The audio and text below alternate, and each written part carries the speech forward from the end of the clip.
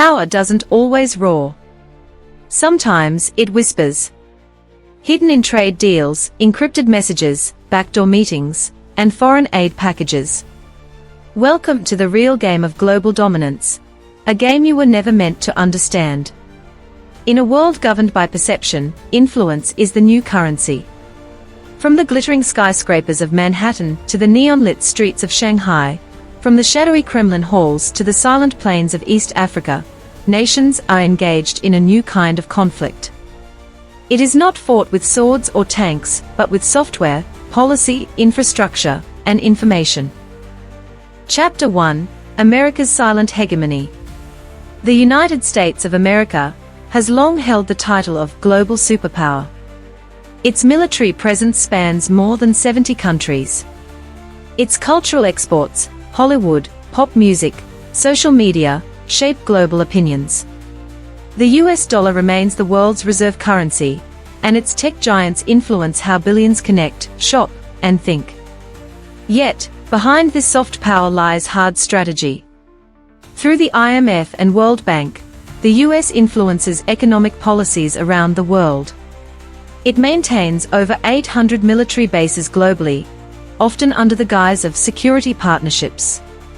In Africa, aid and military training come with silent strings. In Eastern Europe, NATO's eastward push is reshaping borders and allegiances. And in Asia, America's alliances are designed to contain China's rise, even as it deepens economic dependence on Chinese manufacturing. The illusion of benevolence masks a strategic playbook: control through collaboration, dominance via diplomacy. Chapter 2: China's Infrastructure Empire. If America influences hearts and minds, China builds the roads to get there. Through its Belt and Road Initiative, BRI, China is redefining global infrastructure. Over 140 countries have signed agreements with Beijing, receiving roads, railways, ports, and power plants. But these projects come with long-term debt obligations and increased Chinese influence.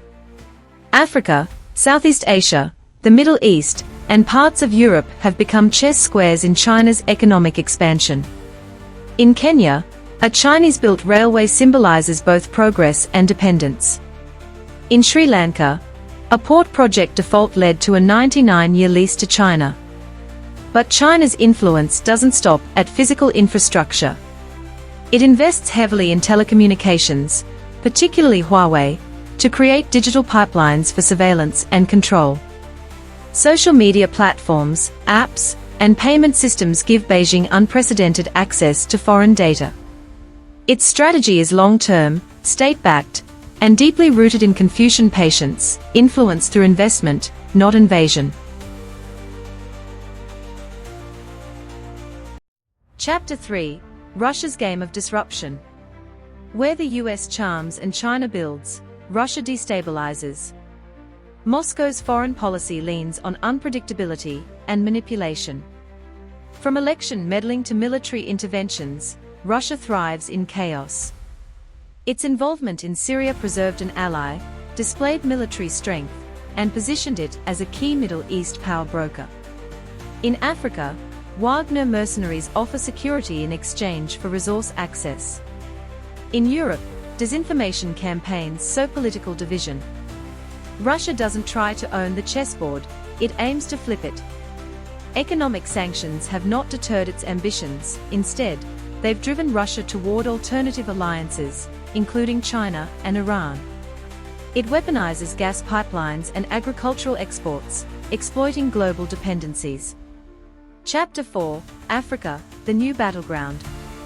Africa, often overlooked in the global narrative, is now central to it. With vast natural resources, a young population, and strategic geography, it is a continent of opportunity and vulnerability. China builds. America invests. Russia deploys. The EU funds development. Meanwhile, Turkey, India, and Gulf states deepen their presence. Foreign aid often serves as a bargaining chip. Military training comes with intelligence sharing demands. Infrastructure loans reshape foreign policy. African nations must navigate these interests while preserving sovereignty. In places like Djibouti, multiple foreign military bases exist within miles of each other. In the Sahel, terrorist threats are countered by foreign drones, not local development. The question isn't who will own Africa, it's who will influence it most, and at what cost. Chapter 5: India's Balancing Act. India is rising, but it must walk a geopolitical tightrope. It is a member of the BRICS alliance and the Quad security dialogue. It partners with Russia for defense, with the US for tech and strategy, and competes with China across Asia. With a booming population and a growing tech industry, India aims to become a third pole of global power. But internal challenges, border disputes, economic inequality, and regional instability temper its ascent. India's strength lies in its diplomacy. It hosts summits, mediates conflicts, and maintains strategic ambiguity, keeping its global options open. Chapter 6: Australia and the Pacific Shift.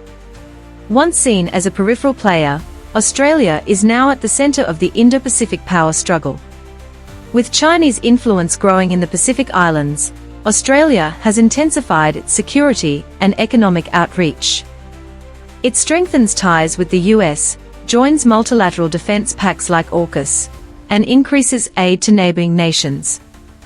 The region is no longer an afterthought. It is the front line in a new geopolitical contest. Chapter 7: The Tools of Influence. Modern geopolitics is less about territory and more about tools. Influence now flows through technology, control over 5G, AI, and data flows. Currency, dollar dominance versus de-dollarization movements. Culture, film, education, social values. Media, narrative control via state and private outlets. Cyberpower, espionage, sabotage, and information warfare. Nations are not just defending borders, they are defending minds. Final chapter: The Invisible War. This isn't the Cold War. It's not World War III. It's something quieter, smarter, and more pervasive. It's fought in boardrooms, news feeds, fiber optic cables, and trade routes. It's a war of ideas, values, and influence. And you are already in it. The map is being redrawn. The alliances are shifting. The power is changing hands.